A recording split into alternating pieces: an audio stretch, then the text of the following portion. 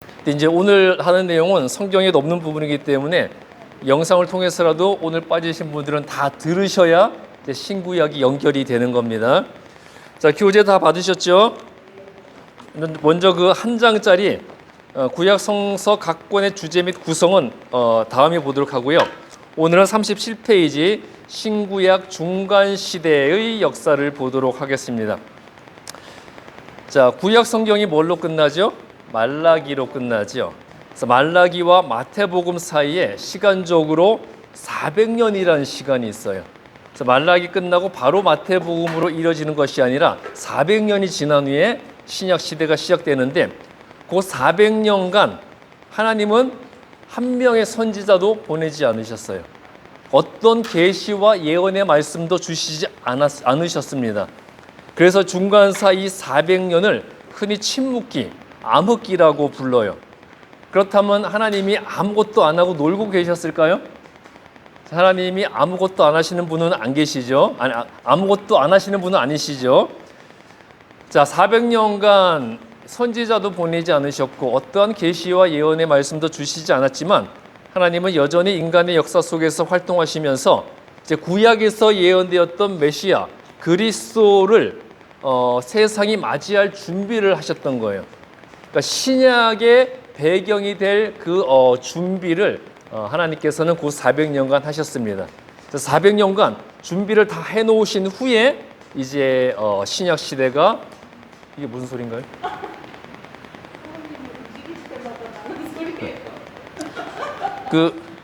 잊어버렸잖아. 그러니까 신약의 배경이 되는 그 준비를 하나님은 하셨어요. 그래서 이 400년 중간사 시기를 통해서 구약과 신약의 역사가 이어지고 신약 역사의 배경이 형성이 되는 거예요. 그러니까 구약이 끝나고 신약이 되는데 여러분 성경 읽어보시면 아시겠지만 완전히 바뀌어 있어요. 어떤 생전 듣도 못한 분파들이 나오고 유대인의 왕이 나오고 그 왕이 이방인이라 그러고 여러 가지 분파가 형성되어 있고 모르는 용어가 많이 나오거든요. 그 모든 배경이 바로 이 중간사 시대에 이루어졌습니다. 두 번째, 팔레스타인 지역의 패권의 변화를 보게 되면요, 이 400년간 가나안 땅, 그러니까 팔레스타인 지역의 패권의 변화가 오게 되었는데요. 제일 먼저 세계를 지배했던 나라가 아수르였죠. 그래서 BC 900년간 패권을 차지했고요. BC 722년 북이스라엘을 함락시키고 BC 612년까지 세계를 지배했습니다. 아수르 메소포타미아 지역이죠. 이 지역을 점령한 대제국으로서 세계를 지배했고 남하에서 수리아를 정복하고 그 다음에 남북 왕국 중에서 북이스라엘을 정복하게 됐죠. 그래서 북이스라엘을 정복한 아수르는 북이스라엘에서 포로를 데려다가 자신들이 정복하고 있는 여러 지역에 흩어져 살게 하고 그 지역의 이방인과 결혼을 시켰어요. 그래서 이제 포로로 끌려간 유대인들과 그 지역의 이방인들 사이에 결혼했으니까 혼혈아가 태어났겠죠. 또 북이스라엘에 남아있던 사람들, 역시 아수르는 다른 지역의 포로들을 또 북이스라엘로 보내서 북이스라엘 사람들과 통혼을 시켰고 또 혼혈 2세가 생겼고 나중에 타지에서 태어난 혼혈 2세들이 다시 북이스라엘 땅으로 돌아갔고 결국 이제 혼혈 2세들이 사는 땅이 된 거예요. 그래서 남유다 왕국의 사람들이 유대인의 거룩한 피를 더럽혔다 그래서 이제 이 북이스라엘로 온 혼혈 민족을 동족 취급을 안 하고 신약을 보면 어떤 취급을 하고 있습니까? 개 취급을 하죠. 사람 취급을 안 했어요. 그래서 남유다 사람들은 북이스라엘의 그 혼혈 민족이 살던 땅을 이제 사마리아 땅으로 불렀고 그 땅에 사는 사람들을 사마리아인이라고 불렀고요. 유대인의 피를 더럽혔다고 해서 개 취급을 했던 이제 그런 배경이 됐습니다. 그다음에 아수르가 망하고 어느 나라가 세계를 지배하게 되죠? 그다음에 이제 바벨론이죠. 자, 바벨론. 지금 이라크 지역 성경에는 갈대아 땅이라고 나와요. 그 갈대아 땅에서 시작된 바벨론 제국이 위로 올라가서 아수르 제국을 멸망시키고 세계를 지배하게 됐습니다. 그 다음에 내려와서 애국과도 계속 경쟁을 하고요. 애국과도 격전을 벌이게 되었고 또 이제 남유다 왕국을 정복하게 됐어요. 그래서 바벨론은 BC 612년부터 536년에 세계를 지배했고요. BC 606년에 느부갓네살 왕이 남유다 왕국을 정복하고 BC 586년에 예루살렘 성전과 성벽을 파괴했습니다. 바벨론 제국의 느부갓네살 왕이 남유다 왕국을 몇 차례에 걸쳐 침입을 했습니까? 기억나세요? 세 차례, 세 번 침입을 했어요. 그래서 606년에 처음 침입을 했고 586년 BC 586년에 마지막 세 번째 침입을 했는데 첫 번째, 두 번째 침입 때는 항복을 받고 조공을 받기로 한 후에 포로들만 데리고 갔어요. 그런데 세 번째 침입 때인 BC 586년에는 예루살렘을 완전히 멸망을 시켰습니다. 성전을 파괴하고 불태웠어요. 예루살렘 성읍을 파괴해버리고 유다의 마지막 왕 누구였죠? 누굽니까? 유다의 마지막 왕? 설마 다윗이나 솔로몬이 나오진 않을 거고요. 시드기야 왕. 자, 시드기야 왕은 두 눈이 뽑힌 채로 결박되어 포로로 끌려가게 되었고, 그래서 유다 왕국은 멸망을 하게 되었습니다. 그래서 포로들이 바벨론에 끌려가서 70년간 이제 포로 생활을 하게 됐었죠. 여기까지는 그다음 바사 제국까지는 많이 아실 텐데 세 번째 바벨론 제국의 뒤를 이어서 세계를 지배한 나라가 어디였죠? 바사 제국, 그러니까 페르시아 제국이죠. 페르시아 제국은 BC 536년에 이제 바벨론 제국을 멸망시키고 BC 332년까지 지배했고요. 바사 왕국의 초대 왕이었던 고레스가 유대인들의 예루살렘 귀환을 허락을 했습니다. 다 가라는 게 아니라 원하는 사람들이 한해서 예루살렘에 돌아가서 성전 재건을 하도록 허락을 해 주었어요. 그래서 포로 귀환이 몇 차례에 걸쳐서 이루어졌습니까? 포로 귀환도 세 차례. 첫 번째 귀환은 스룹바벨에 의해 이루어졌고요. 제일 먼저 한 게 뭐였어요? 성전을 재건을 했습니다. 자, 두 번째 귀환은 에스라에 의해서 이루어졌고요. 자, 성전이 재건되었잖아요. 성전이 재건된 상태에서 에스라는 무엇을 했겠어요? 영적 회복, 영적 부흥을 일으켰습니다. 그다음에 세 번째는 누구에 의해 이루어졌죠? 느헤미야. 자, 느헤미야는 세 번째로 또 포로들을 데리고 귀환해서 뭘 세웠죠? 성벽.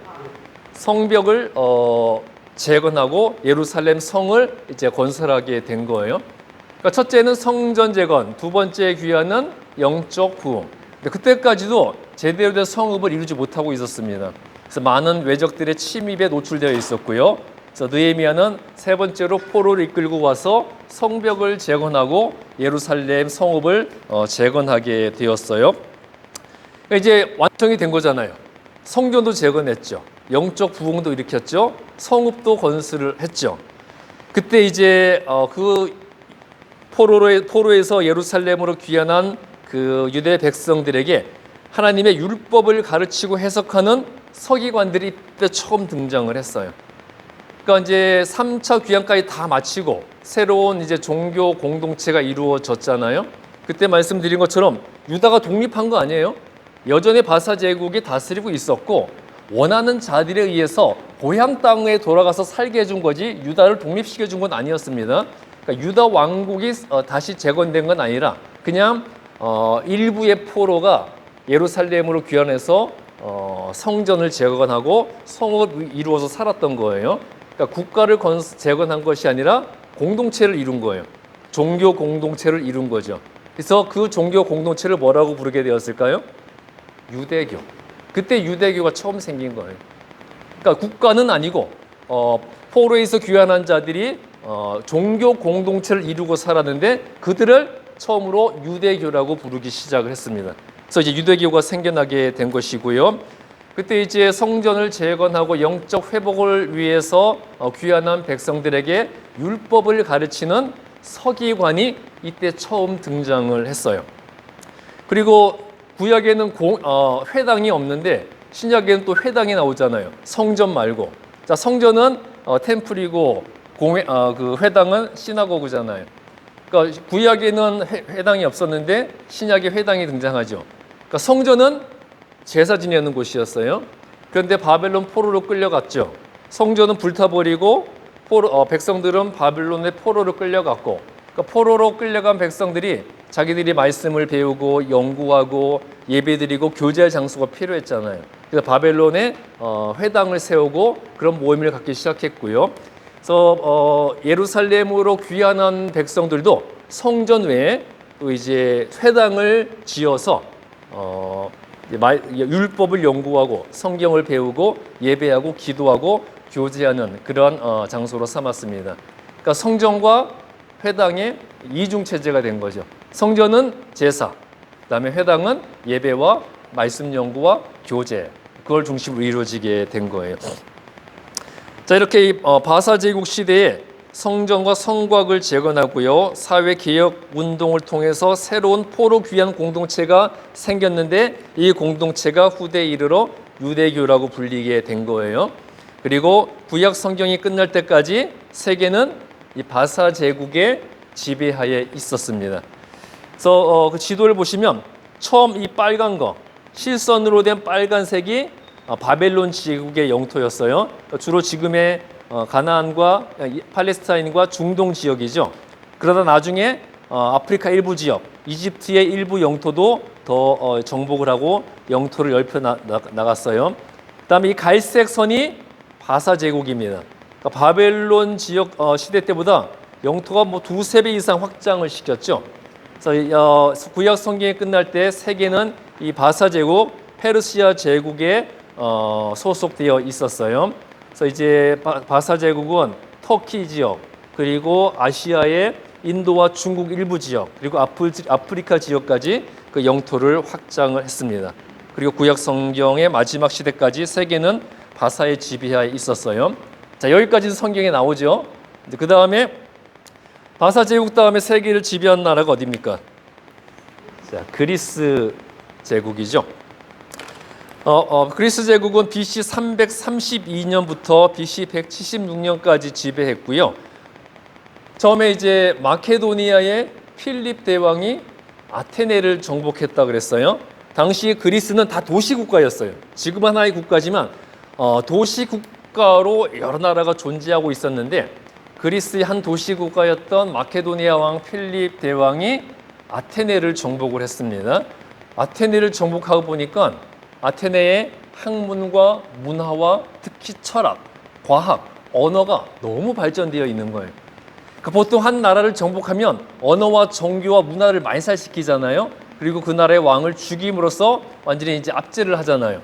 근데 필립 대왕은 자기들이 아테네를 정복했지만 자기들은 군사력만 앞서지 아테네의 문화와 학문을 보니까 자기들은 완전 미개인인 거예요. 그래서 아테네의 문화와 종교와 철학을 말살한 것이 아니라 적극 수용을 했고요. 오히려 그것을 퍼뜨리는 역할을 해줬어요. 자, 이 필립 대왕의 아들이 누구라 그랬죠? 알렉산더 대왕.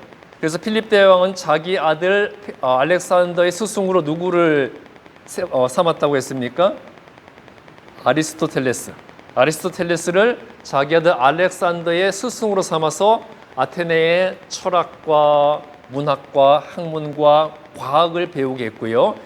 아리스토텔레스로부터 아테네의 모든 것을, 그리스의 모든 것을 배운 이제 알렉산더가 왕이 된 다음에 정복 전쟁을 펼쳐 나가는데 바사 제국을 정복하고요. 바사 제국만 해도 어마어마한 영토를 가지고 있는 대제국이었는데 거기서 영토를 더 확장을 시켰습니다.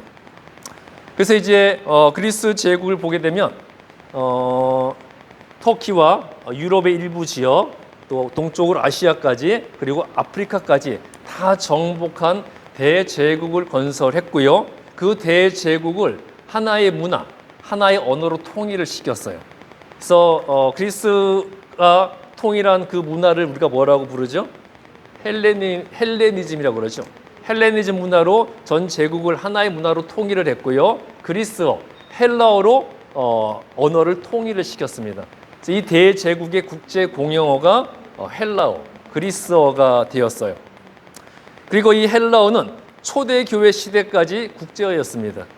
초대교회 시대에는 그리스가 지배하고 있지 않았죠. 로마가 지배하고 있었어요. 그렇지만 로마도 언어는 국제 언어로 계속 헬라어를 사용하고 있었고요.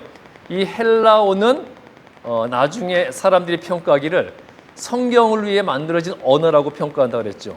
헬라어는 성경을 위해 만들어진 언어다.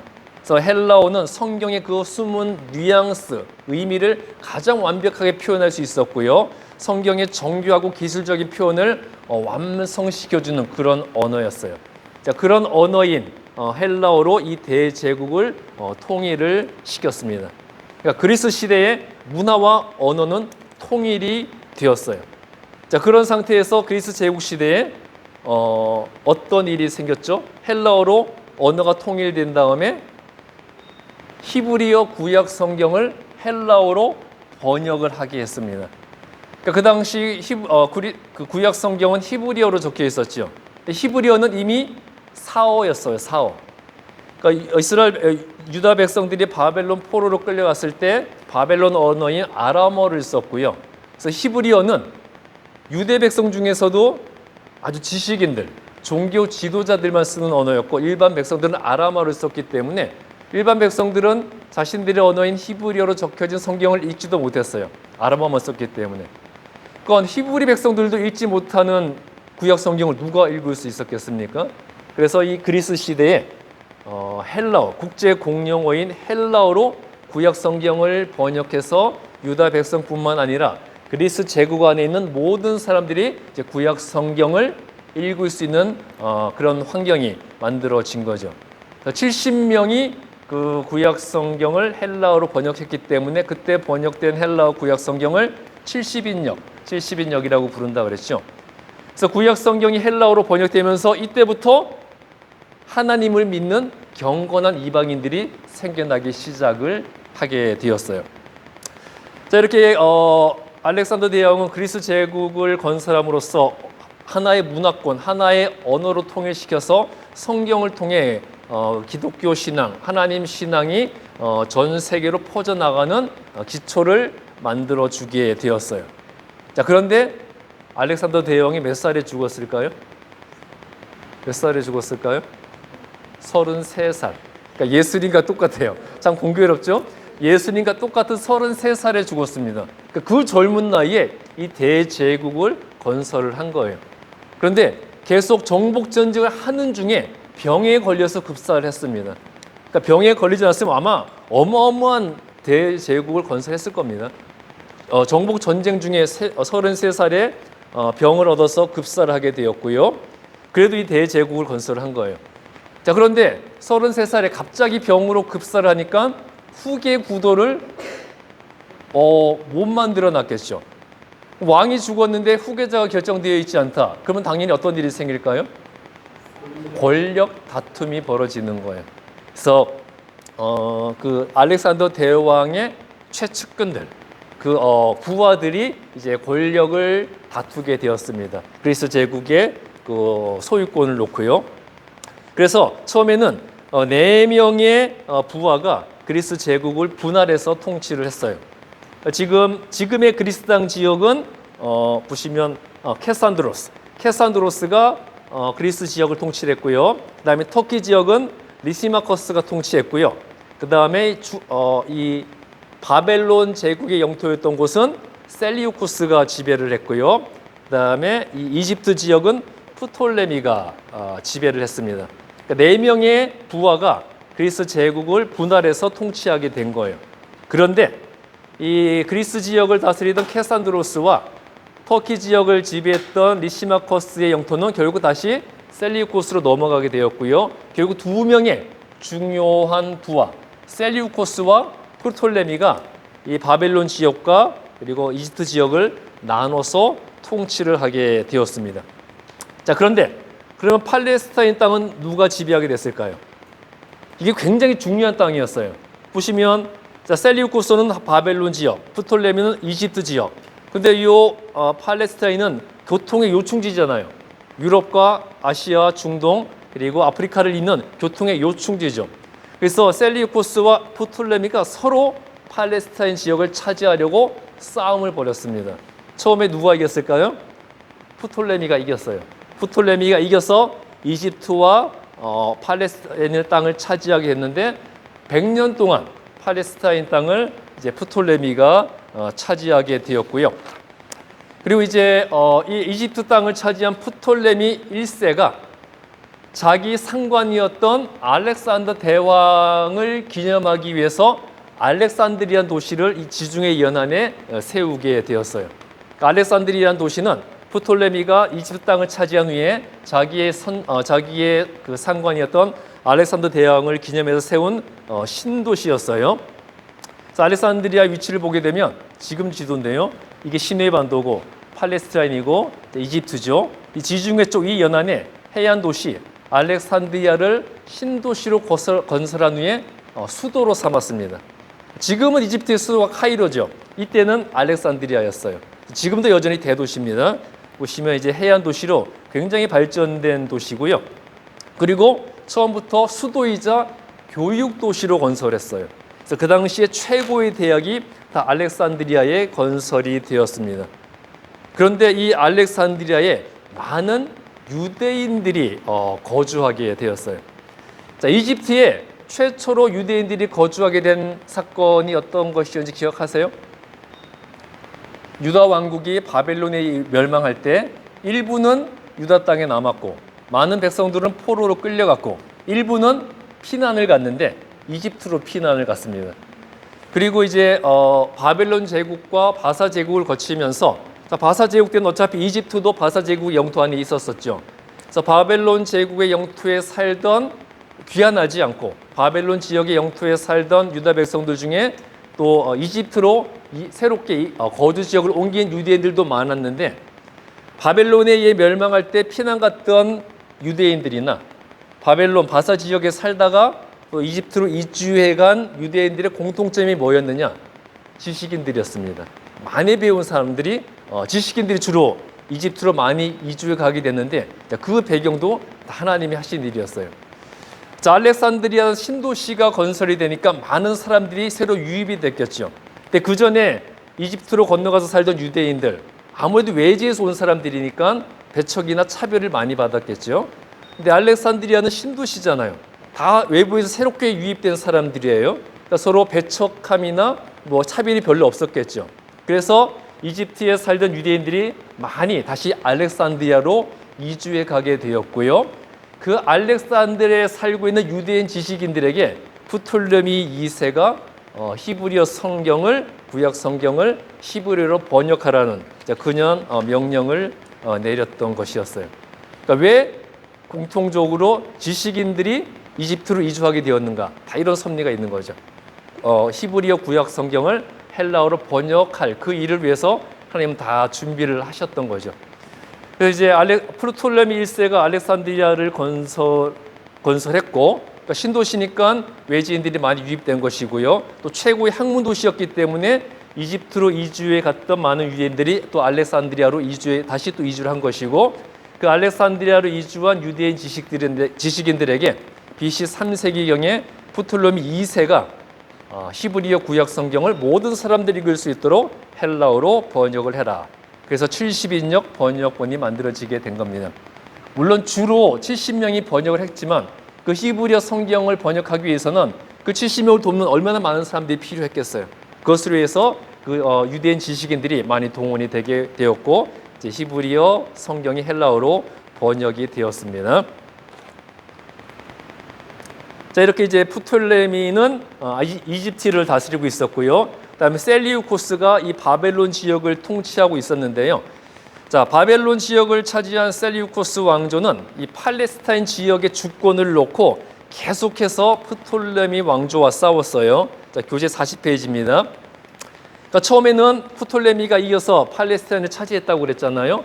100년 동안 차지하고 있었는데 셀리우코스 왕조의 안티오코스가 BC 198년 그러니까 프톨레미가 팔레스타인을 차지한 지 100년이 지났을 때 셀리우코스 왕조의 안티오코스가 프톨레미의 이집트 군대를 물리치고 100년 만에 이 팔레스타인 땅을 다시 뺏어오게 되었습니다. 그래서 이제 팔레스타인 땅을 이 셀리우코스 왕조가 다시 뺏어왔어요. 셀리우코스 왕조의 안티오코스가 팔레스타인 땅을 프톨레미로부터 뺏은 후에 자기 이름을 따서 팔레스타인 지역에 많은 도시를 지었어요. 그 도시 이름이 뭘까요? 자, 이 팔레스타인 땅을 뺏어온 셀리우코스 왕조의 사람 이름이 안티오쿠스라고 그랬어요. 뭐 자기 이름을 따서 그 전쟁을 승리한 기념으로 지은 도시 이름이 뭐였겠어요? 안디옥. 안디옥. 성경에 등장한 안디옥이 바로 그 도시예요. 그러니까 우리 성경에는 안디옥이라고 나오지만 안티오쿠스가 자기 이름을 따서 지은 도시예요. 16개를 지었습니다. 근데 성경에는 2개만 등장하죠. 북이스라엘 바로 위에 있는 수리아 안디옥, 그리고 터키에 있는 바울이 전도하러 갔던 비시디안 안디옥, 2개의 안디옥이 등장하는데 그 외에도 안티오쿠스가 자기 이름을 따서 16개의 도시를 건설을 했습니다. 그런데 이제 프톨레미 왕조로부터 팔레스타인을 뺏어온 셀류코스 왕조의 사람들이 안티오코스 1세부터 안티오코스 3세까지는 유대인들에게 우호 정책을 펼쳤어요. 그래서 이 전쟁 중에 잡았던 포로들을 다 석방해 주었고요. 그다음에 세금도 면제해 줬고 종교의 자유도 허락해 줬고요. 종교의 자유를 허락해 준 정도가 아니라 적극 밀어줬어요. 예루살렘 그 제사를 위하여서 국고를 보조해 주기도 되고요. 제사를 열심히 드리라고 국고도 보조해 주고, 그리고 성전 수리비도 이 국가에서 다 대줬습니다. 그렇게 우호 정책을 펼쳤기 때문에 셀류코스 왕조의 통치하에서 이제 유대인들은 편하게 지낼 수 있었는데 그게 안티오코스 3세까지였습니다. 그러니까 팔레스타인을 뺏은 안티오코스 1세, 2세, 3세까지는 유대인들에게 우호 정책을 펼쳤는데 안티오코스 4세에 이르러서 유대인들을 잔인하게 핍박하기 시작했고요. 이 핍박에 대항해서 유대인들이 투쟁을 했고 그 투쟁의 결과 짧은 기간이지만 그리스 제국으로부터 유대 왕국이 독립을 하게 됐습니다. 그래서 새로운 다시 유다 왕국을 세우게 되었어요. 근데 안티오코스 4세가 왜 갑자기 저희 선왕들과는 다르게 유대인들에게 우호 정책을 철폐하고 탄압하기 시작했을까요? 로마 때문에, 로마. 자, 북쪽에서 점점 로마의 힘이 커지고 로마와 이제 막 경쟁을 하게 된 거예요. 로마와 사사건건 붙었는데 싸움에서 이 셀류코스가 왕조가 졌습니다. 졌으니까 뭘 해야 돼요? 조공을 바쳐야죠. 조공을 바치려면 결국 어떻게 해야 돼요? 자기 정복지 백성들에게 세금을 막 뺏어야 되는 것이고, 세금을 막 걷어들인 정도가 아니라 자신들이 지배하는 민족의 그 각 종교 자유를 다 처음에 인정해 줬잖아요. 그 민족들의 신들을 섬기는 신전에 쳐들어가서, 신전에는 보물들이 많았잖아요. 금딱지 다 떼어내버리고 그 안에 있는 예물도 다 뺏어가 버린 거예요. 당연히 예루살렘 성전도 예외는 아니었습니다. 예루살렘 성전에도 와가지고 금딱지 다 떼어가고요. 성전 안에 있던 모든 재물과 예물까지 다 뺏어 가게 된 거예요. 자, 그렇게 북쪽에서는 로마가 세력을 확대해서 내려오고 있고, 또 밑에서는 이 프톨레미가 호시탐탐 또 팔레스타인을 다시 뺏으려고 올라오려고 하고 있고, 그러니까 위아래서 이제 이 샌드위치가 되어 있는 거죠.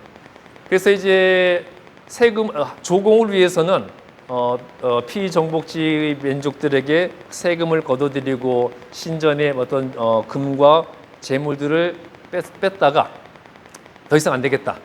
이제 이 프톨레미 왕조와 그 다음에 로마에 대항하기 위해서는 내정을 안정시켜야 되겠다. 이제 이 국가를 하나의 구심점을 이루도록 해야 되겠다. 그러니까 모든 자신의 국가의 하나의 구심점을 이루도록 하는 가장 좋은 거는 종교의 힘으로 하야 되는 거잖아요. 그러니까 처음에는 모든 민족들에게 다 종교의 자유를 허락해 줬다가 이 안티오코스 4세가 종교의 자유를 철폐했습니다. 그리고 그리스 신만 섬기게 했어요. 자, 그리스 신화에 보면 많은 신들이 나오잖아요. 그러니까 자기들이 지배하고 있는 백성들에게 자기들의 신은 못 섬기게 하고 더 이상 그리스 신들만 섬기게 했고요. 그 정도가 아니라 그리스 신들 중에 제일 높은 신이 누구예요? 제우스잖아요. 안티오코스 4세가 자기가 제우스라고, 자기를 이제 신격화하기 시작한 거예요. 그래서 종교의 힘으로 자기 제국을 하나로 묶어서 로마에 대항할 생각을 했던 거였죠.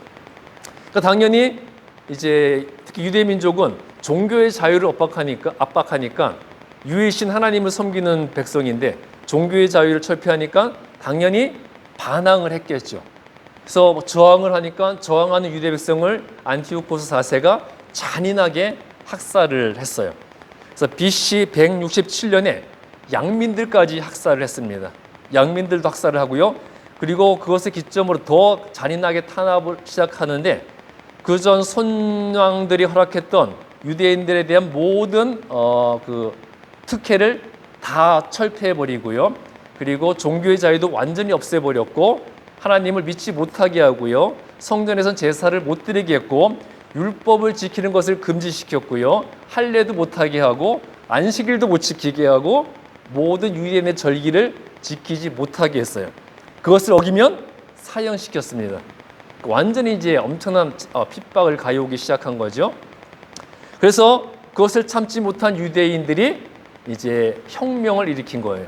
자, 그 혁명을 주도한 사람이 유대 그 민족 중 마카비 가문이라고 있었는데 마카비 가문에 마따디아라는 사람이 자기 5 아들을 중심으로 해서 이제 이 셀류코스 그리스 제국의 저항 운동을 시작했습니다. 그래서 마카비 가문의 마따디아가 자기 5 아들과 함께 혁명을 일으켰고요. 유대 백성들이 다 동조를 했어요. 그래서 셀류코스 왕조에 대항을 해서 유대 왕국의 독립을 이루게 되었습니다. 그래서 BC 166년 결국 나라를 되찾아서 BC 63년까지 로마 제국에 의해 정복될 때까지 약 100년간 독립을 하게 되었습니다. 근데 유대야 가문 이 저항 운동을 일으켜서 독립을 일으킨 주도 세력이었던 마카비 가문의 사람들이 왕이 되어서 이 독립 왕국이 유다 왕국을 다스렸는데 이때 유다 왕국을 다스렸던 마카비 가문의 사람들을 이제 하스모니안 왕조라고 불렀어요. 그러니까 마카비 가문의 사람들이 독립된 유다 왕국을 통치했을 거 아니에요. 100년간. 그 왕조를 이제 하스모니안 왕조라고 부르고 있었고요. 약 100년간 하스모니안 왕조가 독립된 유다 왕국을 통치하게 됐습니다. 자, 이 마카비 시대에 유대교가 제도적으로 다져져서 에스라 시대 이후에 신약 시대로 넘어가는 영적 배경을 확립하게 되었어요. 그러니까 에스라에 의해서 바벨론에서 유다 왕국에 귀환한 포로들이 영적 부흥을 이루고 유대교라는 종교 공동체를 형성했다고 그랬잖아요. 에스라 그 시대에 유대교의 기초가 이루어졌다면 이 마카비 혁명 시대에 유대교가 제도적으로 다져지게 되었어요. 그러니까 이 독립운동은 전적으로 종교의 자유를 얻기 위한 혁명이었잖아요. 종교의 자유를 얻기 위해 혁명을 일으키고 독립했기 때문에 얼마나 그 율법적으로 거룩함을 추구를 했겠어요. 그러니까 바로 이 시기에 에스라 시대에 처음 시작된 유대교가 마카비 시대에 제도적으로 국가의 지원을 받으며 이제 제도적으로 유대교가 다져지게 된 거예요. 자, 그런데 이 유대인들의 독립을 이뤘던 마카비 가문의 사람들은 다윗 지파가 아니었습니다. 어디였을까요? 아론 계열의 대제사장 혈통이었어요. 그 대제사장 혈통이 왕권까지 차지하게 된 거죠. 그러니까 그 전에는 어땠어요? 종교 권력은 제사장이 가지고 있었고 정치 행정 권력은 왕이 가지고 있었죠. 근데 이 마카비 가문이 통치하던 하스모니안 왕조 시대에는 이 마카비 가문의 사람들이 제사장 권력과 왕권을 다 가지게 된 거예요. 그러니까 절대 권력을 가지게 된 거죠. 바로 이것이 신약 시대에 봤을 때 신약 시대에는 로마의 지배를 받고 있었잖아요. 그래서 로마가 임명한 왕과 로마가 보낸 총독 외에 유대인 공동체 내에서 가장 큰 권력을 가진 사람이 누구였습니까? 신약 시대에 제사장들이었잖아요. 그 배경이 여기에 있는 거예요. 대제사장이 왕권까지 가지고 하스모니안 왕조 시대에 절대 권력을 가지고 있었기 때문에 신약 시대에 로마가 임명한 왕과 로마가 파송한 총독 외에 유대 공동체 내에서 최고의 권력을 대제사장 혈통, 제사장들이 가지고 있던 것이었습니다. 그러니까 하스모니안 왕조가 제사장 권력과 왕권까지 다 가지고 있다가 로마에 의해서 정치 권력은 빼앗겼지만 여전히 제사장 권력을 가지고 있었잖아요. 그것을 가지고 신약 시대에 유대 공동체 내에서 제사장 그 그룹이 제일 큰 권력을 가지고 있게 된 배경이 바로 여기에 있어요. 자, 이렇게 유대의 독립을 이룬 하스모니안 왕조는요, 이제 내정을 안정하고 유대교의 기틀을 더 다진 후에 영토까지 확장을 합니다. 그러니까 꽤 괜찮았어요. 100년 동안. 영토도 확장을 했는데 남쪽으로 내려가서 에돔 지역을 정복을 했어요. 자, 여러분 저 이두메 기억나세요? 이두메가 어떤 땅인지? 이두메 기억나세요? 이두메 2주 전에 배운 건데. 자, 바벨론에 의해서 에돔의 수도 페트라가 바벨론에 의해 멸망되었죠. 수도가 멸망되니까 에돔의 힘은 약해졌어요. 약화된 에돔이 그리스 제국에 의해 멸망을 했고, 그때 살아남은 에돔 족속들이 원래 에돔 이 밑에 있잖아요. 예루살렘 밑으로 와서 이두메라는 땅에 이제 정착을 했었습니다. 그러니까 에돔 족속은 이두메 땅에 살고 있었어요. 그래서 유다의 독립을 이룬 마카비 가문이 남쪽으로 내려가서 이두메 땅에 살고 있던 에돔 족속을 정복을 해서 영토까지 확장을 했습니다. 근데 에돔을 정복한 이 유대 왕국도 포용 정책을 펼쳤어요. 그래서 뭐 에돔의 문화와 언어를 말살하거나 왕을 죽이지 않고요. 그대로 살게 해줬어요. 물론 유다에 의해 정복이 됐으니까 유다의 속국이 되었지만 절대 탄압하지 않고요. 살던 그대로 살게 해주었고, 에돔의 왕도 죽이지 않고 총독으로 신분을 바꿔서 계속 통치하게 해주었습니다. 그러니까 에돔의 왕이 유대에 의해 정복당했으니까 왕이 될 수는 없어요. 왕은 아니지만 그대로 총독으로서 이 지역에서 자기가 통치하던 나라를 계속 통치하게 해주었어요. 그러니까 이 에돔 족속과 에돔 왕은 유대인들에게 은혜를 입은 거잖아요. 나라를 빼앗겼는데도 그대로 살게 해주었고, 그 나라의 왕도 또 총독으로서 계속 통치하게 해주었고요. 그래서 이때 유다 왕국의 나라를 정복당했지만 총독으로서 계속 자기 백성을 통치할 수 있었던 그 총독의 이름이 안티파스예요. 안티파스. 이 안티파스가 바로 나중에 유다 왕국의 왕이 되는 헤롯 대왕의 할아버지입니다. 이제 이렇게 해서 이제 헤롯 가문이 유다 왕국의 역사에 처음 등장하게 되는 거예요. 그래서 에돔의 왕이었다가 유다에 정복당한 후에 총독으로서 계속 자기 나라를 지배하게 되었던 이 안티파스가 이제 바로 헤롯의 할아버지였고요. 안티파스가 죽은 후에 그 아들 안티파터가 아버지의 총독의 지위를 물려받아서 계속 총독으로서 에돔 지역을 다스리고 있었어요. 그런데 이제 로마가 점점 힘이 커졌잖아요. 로마가 힘이 좀 커지니까 이 안티파스의 아들 안티파터가 유다를 배신하고 친로마 정책을 펼친 거예요. 친로마 정책을 펼쳤고, 그리고 유다를 정복하러 온 로마의 폼페이 장군에게 협력을 해가지고 함께 유다 땅을 쳐들어와서 예루살렘을 멸망을 시킨 거예요. 그러니까 유대인 입장에서 보게 되면 이 안티파터는 배신자죠. 그 아버지 때부터 유대인의 은혜를 입어서 나라를 빼앗기고도 계속 그 나라의 총독으로서 지배할 수 있게 해주었는데, 로마의 힘이 세지니까 로마에 붙어서 자기들에게 은혜를 베푸었던 유다 왕국을 함께 쳐들어와서 유다 왕국을 멸망을 시킨 겁니다. 그러니까 유대인 입장에서 이 안티파터 헤롯 가문은 원수인 거죠. 반역자인 거예요. 그 반역자 가문이 유다의 왕이 되는, 아주 골 때리는 이제 그런 상황이 발생을 하게 된 겁니다. 이런 이제 아이러니한 상황이 이제 발생하게 되었고요. 이렇게 해서 헤롯 가문이 유다 왕국의 역사에 처음 등장하게 됐습니다. 이 이야기는 로마 이야기를 하면서 좀 더 다루도록 할게요. 그다음에 이제 그리스 제국 다음에 세계를 지배한 나라가 어디죠? 로마. 로마가 이제 그리스 제국을 멸망시키고 이제 세계를 지배하게 되었는데요. BC 63년 폼페이 장군이 유다를 정복하게 됨으로써 유다의 헤롯 왕이 등장하는 역사적 아이러니가 발생하게 되는데, 원래 로마도 도시국가였어요. 이탈리아가 하나의 국가가 아니라 그 안에는 여러 도시국가였는데, 이탈리아 반도의 중간쯤에 있던 로마가 차츰 영토를 넓혀 나가면서 이탈리아 반도를 통일을 했습니다. 로마가 이탈리아 반도를 로마가 요 가운데쯤 있다가 이탈리아 반도 전체를 통일을 한 거예요. 통일을 하는 과정에서 수많은 노예를 잡았어요. 그 노예를 뭐로 만들었을까요? 검투사. 그러니까 로마가 이탈리아 반도를 통일하면서 잡은 노예들을 검투사. 여러분들 글라디에이터 영화 보셨죠? 그 검투사로 만드는 거예요. 이제 검투사의 신분은 노예였습니다. 검투만 하면 노예였어요. 그래서 우리가 검노라고 부르죠. 검노.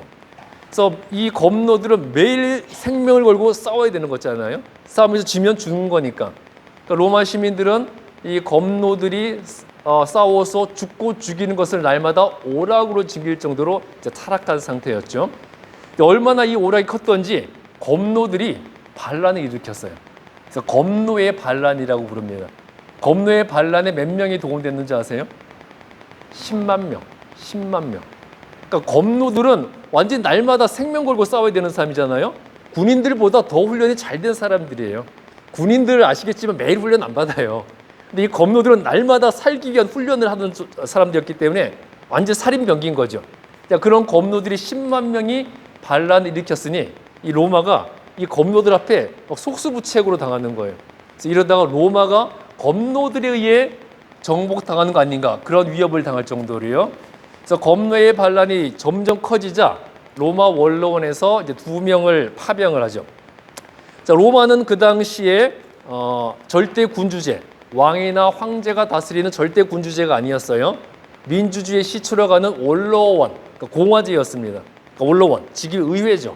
원로원에서 원로원 의원들이 합의를 통해서 정치를 해나갔잖아요. 그 원로원에서 2명을 검노들의 반란을 진압하라고 보냈는데 그 2사람이 크라수스와 폼페이였어요. 크라수스와 폼페이. 이 2사람이 검노의 반란을 제압하고 돌아오자 국가적 영웅이 됐습니다. 원로원에서도 최고의 권력을 가지게 되었어요. 그래서 원로원을 누르고 검노의 반란을 제압한 크라수스와 폼페이가 최고의 권력을 가졌는데 한 사람을 더 자기 편으로 끌어들였습니다. 그 사람이 누굴까요? 율리어스 시저. 가장 유명한 인물이죠. 율리어스 시저까지 끌어들여서 그때부터 로마는 삼두 정치가 벌어진 거예요. 삼두 정치 들어보셨죠? 삼두 정치. 그러니까 3명의 대가리라는 뜻이죠. 누가 머리도 짜잖아요. 그러니까 3명의 원로원을 누르고 3명의 최고 권력자. 크라수스, 폼페이, 율리어스 시저가 삼두 정치로 로마의 실권을 장악하게 되었습니다. 그래서 이제 율리어스 시저가 처음 또 역사에 등장하게 되는데 처음에는 크라수스와 폼페이가 주도권을 가지고 있었고 나중에 들어온 율리어스 시저가 세력이 제일 약했지만 결국 나중에는 율리어스 시저가 최고의 권력을 가지게 되죠. 이 시저가 성경에는 어떤 이름으로 등장을 해요? 가이사. 성경에는 가이사라고 나오죠. 가이사가 영어식으로는 시저라고 있는 건데 시저는 영어식 표현이고요. 로마식, 헬라식으로는 이제 카이사르기 때문에 한국 성경은 가이사라고 번역을 하고 있어요. 이렇게 해서 시저란 이름이 처음으로 역사와 성경에 또 등장하게 되는 거죠. 이제 삼두 정치를 하던 중에 크라수스가 전쟁을 위해서 원정을 나갔다가 죽게 되었고요. 그래서 폼페이와 율리어스 시저가 로마의 최고 권력을 놓고 다투게 되었어요. 그러니까 최고 권력자가 되기 위해서는 업적이 있어야 되잖아요. 그래서 폼페이와 시저가 영토 확장에 나섰습니다. 그래서 시저는 서유럽 쪽으로 나가서 유럽 정벌을 나섰고요. 그다음에 폼페이는 이 중동 지역과 아프리카 쪽으로 진출했어요.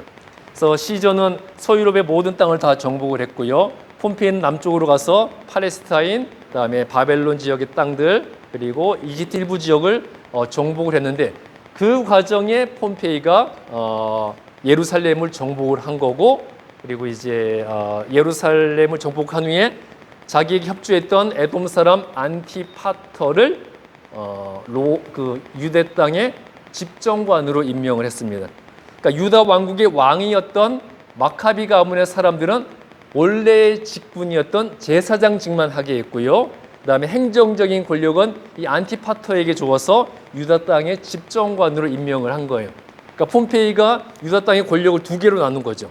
종교적 권력은 원래 왕이었던 마카비 가문에 주었고 정치 행정 권력은 이제 자기에게 협조했던 안티파터에게 주어서 안티파터가 유대 땅의 이제 집정관이 되게 된 거예요. 그러면서 유대 땅에 와서 자기가 원래는 유대인들 지배를 받았는데 이제 유대를 배반하고 로마에 붙은 대가로 폼페이에 의해서 이제 유대 땅의 행정관이 된 거죠. 그리고 이제 폼페이와 율리어스 시저가 계속 이제 이 땅 따먹기 경쟁을 하다가 폼페이가 먼저 로마로 돌아왔습니다. 폼페이가 먼저 로마로 돌아왔는데 뺏어놓은 땅을 비교해 보니까 시저가 훨씬 많은 거예요. 그러니까 시저가 돌아오면 시저가 최고 권력을 가지게 될 것 같은 거예요. 그래서 로마로 먼저 돌아온 폼페이가 원로원을 협박하고 설득을 해서 시저를 제거하기로 합니다. 그러니까 원로원 입장에서는 시저도 싫고 폼페이도 싫은데 먼저 한 명을 제거해야 되니까 더 큰 힘을 가진 시저를 먼저 제거한 후에 그 다음에 이제 폼페이를 제거할 생각을 한 거죠. 또 폼페이는 원로원을 이용해서 합법적으로 이제 시저를 제거하기로 한 거고요. 그래서 원로원과 폼페이가 짜고 시저에게 로마로 돌아와라. 로마로 돌아오는데 모든 무장을 해제하고 군사들은 해산하고 너의 무장을 제거하고 로마로 돌아와라. 이제 그런 명령을 내린 거예요. 그래서 이제 시저가 로마 북쪽에 지금은 이탈리아 반도 북쪽에 루비콘강 들어오셨죠? 루비콘강 앞에까지 왔어요. 루비콘강은 건너면 이제 로마 영토예요. 원로원에서는 합법적인 명령으로 군사를 해체하고 이제 너도 무장을 해제하고 빈몸으로 혼자 로마로 오라고 했습니다. 그래서 시저가 이제 거기서 갈등을 한 거죠. 자기가 원로원의 명령대로 군사를 해산하고 비무장으로 로마에 가면 어떻게 되겠어요? 바로 처형이죠. 폼페이와 원로원에 의해서 처형당하는 거예요. 제거당하는 거죠. 그런데 군사들 데리고 가게 되면 또 뭐예요? 반란이잖아요. 그러니까 반란이냐? 내가 가서 죽느냐? 어떤 결정을 했을까요? 유명한 말이 있잖아요. 뭐라 그랬어요? 그때 시저가. 루비콘강을 앞에 두고 뭐라고 말했습니까? 주사위는 던져졌다. 그 유명한 말이 여기서 나온 거죠. 주사위는 던졌다. 그 말하고 군사들 이끌고 로마로 들어갔습니다. 그래서 폼페이가 처음에는 좀 덤벼봤는데 안 되는 거예요. 그래서 폼페이는 바로 도망을 갔습니다. 그래서 어디로 도망갔을까요? 이탈리아에서 이집트로 도망을 갔어요. 이집트로 도망을 가서 이제 이집트 도망을 갔고요. 그래서 시저가 이제 로마를 입성해서 최고의 절대 권력을 가지게 된 거죠. 근데 최고의 경쟁자인 폼페이가 여전히 살아 있잖아요. 이집트에 가 있거든요. 폼페이를 제거하지 않고는 자기 권력이 공고할 수가 없으니까 폼페이를 잡으러 이집트로 또 원정을 갔습니다. 먼저 이집트에 가 있던 폼페이가 이집트 왕이었던 클레오파트라의 동생. 그때 이제 이집트는 프톨레미 왕조가 다스리고 있다고 그랬죠. 프톨레미 왕조의 클레오파트라와 클레오파트라의 남동생이 왕권 경쟁을 하고 있었는데 일단 클레오파트라의 남동생, 어린 남동생이 이집트의 왕으로 있었어요. 그래서 폼페이는 이집트로 가서 클레오파트라의 남동생인 왕에게 협박을 한 거죠. 나를 도와라. 협박과 회유를 한 거예요. 나를 도와서 내가 다시 로마의 권력을 잡도록 도와주면 내가 나중에 로마의 권력을 잡은 후에 너의 왕권을 내가 지지해 주겠다. 협박과 회유를 한 거예요. 그러니까 이제 왕은 이제 고민에 빠진 거죠. 왜냐하면 시저가 쫓아온다는 얘기를 들었거든요. 그러니까 이 왕도 두 사람 중 한 사람 편에 서야 되잖아요. 폼페이냐 시저냐.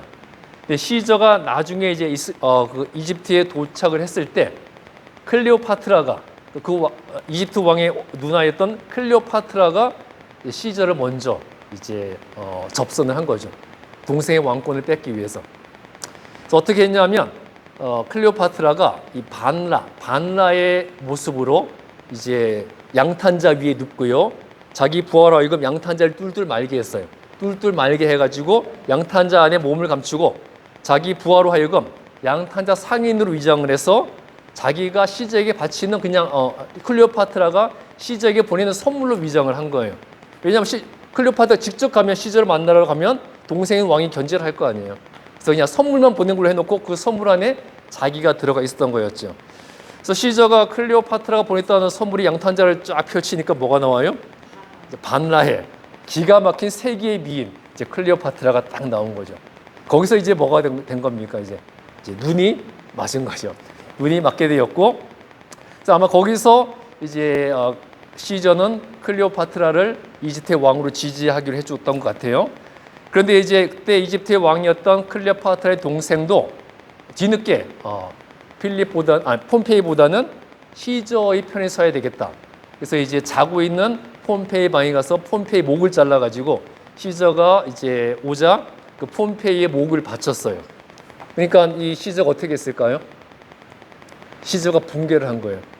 아무리 자기의 정적이었고 라이벌이었지만 로마의 영웅인데 로마의 영웅을 이렇게 비참하게 함부로 죽였다고 노발대발하면서 클레오파트라의 동생 이집트 왕을 죽여버렸습니다. 근데 그거는 표면적으로 드러난 사실이고요. 또 다른 설은 이미 클레오파트라와 눈이 맞았기 때문에 클레오파트라와 이제 짜고 치는 고습이었다는 그런 주장도 있어요. 그래서 이제 그걸 클레오파트라를 지지하는 것을 합리화하기 위해서 폼페이를 로마의 영웅을 함부로 죽였다는 이유로 이집트 왕을 죽여버렸다는 거죠. 어느 게 사실인지는 몰라요. 근데 표면적으로 시저가 이집트 왕을 죽인 것은 로마의 영웅을 함부로 대했다. 그 이유로 이집트 왕을 죽여버리고 그 누나였던 클레오파트라를 이집트의 왕으로 시저가 세워줬습니다. 그래서 클레오파트라가 이집트의 마지막 파라오가 됐어요. 자, 파라오를 이집트의 왕을 파라오라고 그러죠. 성경에는 바로라고 나오고요. 이 클레오파트라가 로마에 의해 이집트가 정복되기 전까지 마지막 이제 이집트의 파라오가 되었어요. 그래서 이제 이집트에서 시저와 이제 클레오파트라는 흔히 말하는 이제 세기의 사랑을 하는 거죠. 그리고 이제 클레오파트라와 즐거운 시간을 보내다가 하지만 또 시저는 영웅이니까 놀고만 있지는 않았겠죠. 아프리카 쪽으로 더 영토를 확장한 후에 다시 로마로 돌아왔습니다. 로마로 돌아와서 내정 안정에 힘을 썼어요. 내정도 안정을 시키고 그 다음부터 어떤 고민에 빠졌을까요? 내가 황제가 되느냐 마느냐. 여론은 반반이었어요. 이제 국민적 영웅이니까 백성들은 시저에게 황제가 되어달라고 요구하는 사람도 있었고요. 또 한편으로는 아무리 영웅이라도 절대 군주제는 안 된다. 공화정으로 가야 된다. 그런 사람도 있었고요. 그런 상황에서 시저는 내가 황제가 되어야 하느냐 마느냐 그 갈등을 하고 있다가 암살을 당하게 되죠. 자, 원로원에 의해서 구성된 암살단에 의해서 시저가 암살을 당했어요. 암살 당하기 전에 자, 로마로 돌아온 이제 시저는 절대 권력을 가지게 됐죠. 그리고 가나안 땅에 팔레스타인에도 영향을 미쳤어요. 그러니까 폼페이는 안티파터를 그 유다 땅의 행정관으로 임명했다고 그랬죠. 이제 폼페이를 제거하고 로마로 돌아온 시저가 이 안티파터를 그전에 집정관이었는데 행정관으로 임명을 하면서 유다 땅에 대한 거의 정권을 줬습니다. 그래서 고전에는 이제 그 유다 왕국을 다스리던 마카비 가문의 사람들이 제사장 권력을 가지고 있었고 종교 권력을 가지고 있었고 안티파터가 집정관으로서 행정 권력을 가지고 있다고 그랬잖아요. 그런데 이 마카비 가문의 사람들은 이제 제사장 권력도 안 주고 그냥 한 지역의 지역 총독 정도로만 세력을 축소시켜 버리고 그 안티파터를 유다 전역을 통치하는 행정관으로 임명을 해 주었어요. 그래서 이 행정관이 된 안티파터는 자기 작은 아들 헤롯을 데리고 와서 갈릴리의 총독으로 삼게 됩니다. 그래서 이제 헤롯이 등장하게 되는 거예요. 자기 아들 헤롯을 데리고 와서 이제 갈릴리 총독으로 임명을 하게 되었고요. 자, 그러던 중에 이제 로마에서는 시저가 암살을 당했습니다. 근데 국민 영웅인 시저를 암살하기 위해서는 명분이 중요하잖아요. 명분이 중요했기 때문에 이 암살단이 시저가 가장 아끼던 부하였던 브루터스를 섭외를 한 거예요. 자, 브루터스는 시저의 애인의 아들이었죠. 클레오파트라도 있으면서 로마에도 또 현지 애인이 있던 거예요. 그러니까 자기 애인의 아들이 브루터스였는데 브루터스를 아껴가지고 자기 양자처럼 삼았고요. 그리고 그 브루터스를 원로원에까지 임명을 해 준 거예요.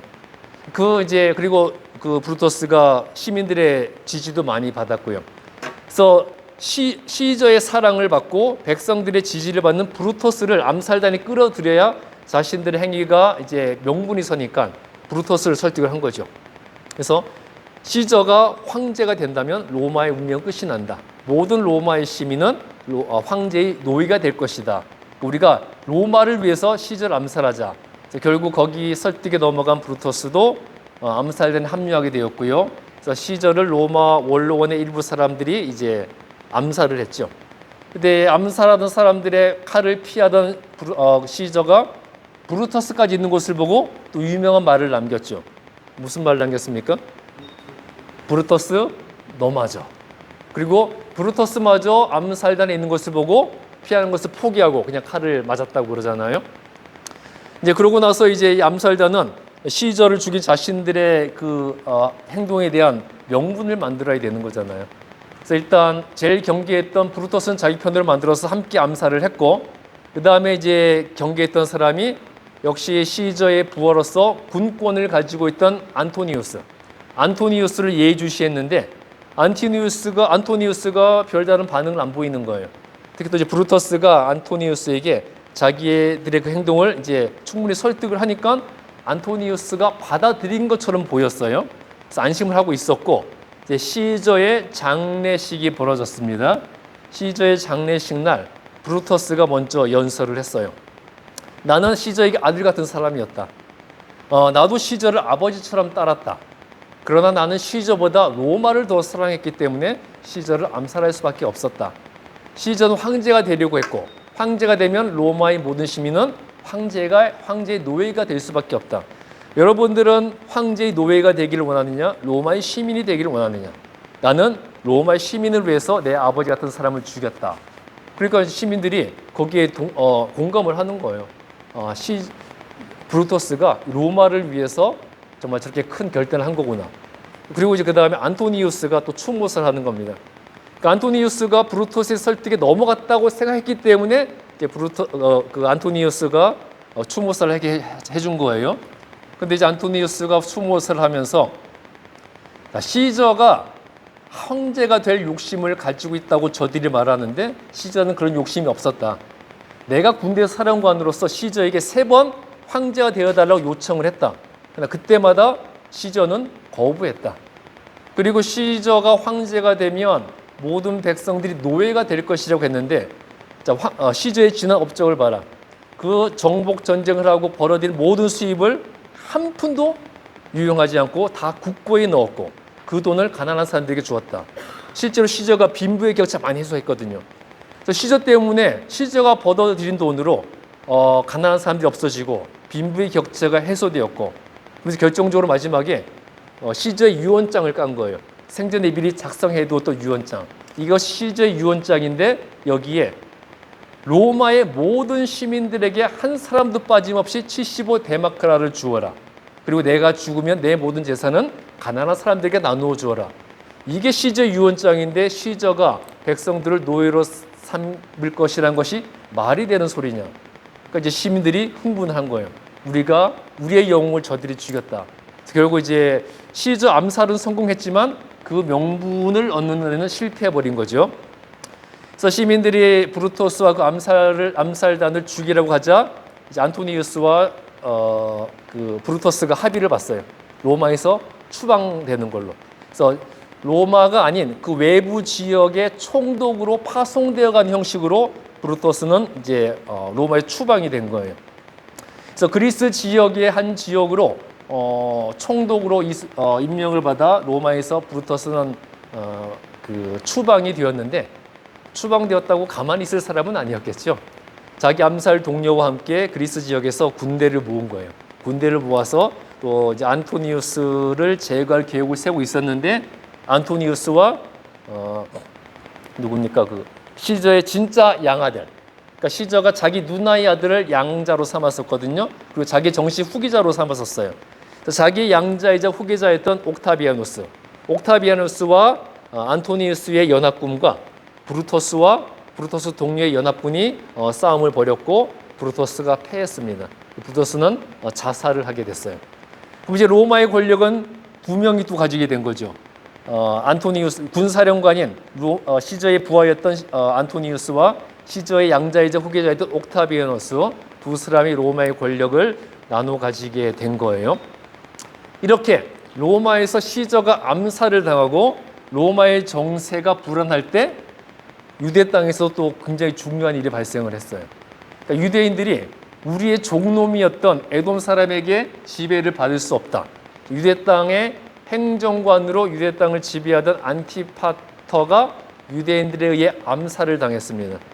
그러니까 이제 헤롯의 입지가 애매해졌잖아요. 자기를 지지해주던 시저는 자기 가문을 지지해주던 시저는 암살당했고 자기 아버지도 유대 땅에서 암살을 당했고 자기도 언제 죽을지 모르겠는 거예요. 그래서 이 로마의 갈릴리의 총독으로 있던 안티파트의 아들 헤롯이 도망을 가요. 이집트로 도망을 갔다가 로마로 들어갑니다. 근데 이 헤롯이 로비력이 대단했어요. 로마로 가서 원로원을 상대로 이제 로비를 하는 거예요. 나를 유대 땅의 왕으로 임명해주면 절대 충성을 다하겠다고 로마 원로원에 충성을 맹세하고요. 그리고 엄청난 조공을 바치겠다고 약속을 했습니다. 그러니까 로마 원로원이 덜컥 이 헤롯을 유대인의 왕으로 임명을 해버린 거예요. 유대 땅에서 쫓겨나서 도망온 놈인데 그 사람을 로마 원로원이 유대 땅의 왕으로 임명을 해준 거죠. 그런데 조건이 붙었습니다. 네가 가서 네 힘으로 유다 땅을 다시 정복하면 유대의 왕으로 삼아 주겠다. 너가 직접 정복하러 가면 우리가 도와는 주겠다. 그리고 왕으로 인정해 주겠다 얘기를 한 거예요. 그러니까 헤롯은 로마가 군대를 파병해서 유대 땅을 다시 정복하면 그냥 날로 유대 땅을 먹고 자기가 왕이 되려고 했는데 로마 원로원은 네가 네 힘으로 정복하겠다고 하면 우리도 도와주고 왕으로 임명해 주겠다고 한 거예요. 그러니까 약간 차질이 생긴 거죠. 하지만 정말 로비를 잘하는 사람이잖아요. 누구를 꼬셨을까요? 이 헤롯이. 시저가 죽은 후에 절대 권력 가진 사람이 누굽니까? 군권을 가지고 있는 사람. 안토니우스잖아요. 안토니우스에게 또 충성 서약을 하고 이제 로비를 한 거예요. 그래서 안토니우스가 군대를 붙여줬고요. 안토니우스가 준 로마 군대를 데리고 가서 유대 땅을 정복하고 마카비 가문의 사람들을 죽여버린 다음에 자기가 유대 땅의 왕이 되어버린 겁니다. 이렇게 해서 이방인인 에돔 사람이 유다의 왕이 되는 그런 아이러니한 일이 벌어지게 된 거죠. 다시 로마로 가세요. 이제 한 하늘에 태양이 두 개 있을 수는 없죠. 옥타비아누스와 안토니우스가 이제 절대 권력을 놓고 또 싸우게 된 거예요. 근데 안토니우스가 또 누구랑 눈이 맞았을까요? 클레오파트라. 자기 상관의 여인이었던 클레오파트라와 또 연인이 되었고요. 그래서 옥타비아누스의 군대와 안토니우스와 클레오파트라의 이집트 연합군 이렇게 이제 전쟁이 벌어진 겁니다. 그러니까 안토니우스와 클레오파트라 이집트 함대가 연합군 형성했고요. 옥타비아누스의 또 이제 군대가 이제 로마의 절대 권력을 놓고 전쟁을 벌이게 된 거예요. 그래서 그때 어디서 전쟁을 했을까요? 어디서 전쟁을 했을까요? 역사 공부 안 하셨습니까? 역사 시간에 다 배웠을 텐데 악티움. 그리스의 악티움이라는 곳에서 해전을 벌입니다. 그래서 이제 지도를 보시면 여기가 로마고요. 여기가 지금 그리스죠. 요 그리스의 밑에 지역, 요 지역이 악티움인데 여기서 해전을 벌이게 돼요. 이 악티움 지역을 더 확대해서 보게 되면 이렇게 되어 있어요. 요 악티움인데 이게 안토니우스의 배였고요. 뒤에가 클레오파트라의 함대, 이쪽이 옥타비아누스의 함대. 해전을 벌였습니다. 그래서 악티움 해전을 벌였어요. 아직까지도 의문으로 남아 있어요. 왜 안토니우스가 더 유리한 육지에서 싸우지 않고 해전을 했는가? 그러니까 군권을 안토니우스가 가지고 있었으니까 군사력이 더 많았거든요. 그래서 육지에서 육군으로 싸웠으면 충분히 이겼을 텐데 왜 해전을 벌였을까? 그 이유는 모르겠어요. 여러 가지 설이 있지만 확실한 건 없죠. 어쨌든 악티움 해전을 통해서 옥타비아누스 함대와 클레오파트라와 안토니우스의 연합 함대가 전쟁을 벌였고 누가 이깁니까? 누가 이겨요? 옥타비아누스가 이기죠. 그래서 악티움 해전에서 패한 안토니우스는 자살을 했고요. 연인 안토니우스가 자살한 것을 본 클레오파트라도 자살을 해요. 근데 클레오파트라의 자살이 또 유명하죠. 세기의 여인인데 세기의 미인답게 또 에로틱하게 죽었어요. 그러니까 거의 반라의 모습으로 맹독을 가진 뱀으로 자기 가슴을 물기 위해서 죽었습니다. 그래서 이제 많은 유명한 화가들이 클레오파트라가 벗은 몸으로 뱀을 가지고 자기 가슴을 물게 하는 그런 그림도 많이 그려놓은 게 있어요. 그렇게 이제 세기의 미인이 또 죽음도 에로틱하게 죽었죠. 그렇게 해서 이제 안토니우스와 클레오파트라는 자살을 하고 클레오파트라는 이집트의 마지막 파라오로서 죽게 되었고 이제 이집트는 로마로 넘어가게 된 거예요. 그래서 이제 전쟁에서 승리한 옥타비아누스가 이제 절대 권력을 가지게 되었고 자기 양아버지 시저의 이름으로 황제가 된 거예요. 황제가 되고 이때부터 시저는 로마의 황제를 칭하는 이름이 되었습니다. 그러니까 시저는 이제 개인의 이름이 아니라 로마 황제는 다 시저인 거예요. 그렇게 해서 이제 성경에 가이사라고 등장하게 되고요. 그래서 옥타비아누스가 아버지 시저를 대신해서 로마의 초대 황제, 어떤 황제가 되죠? 아우구스투스 황제.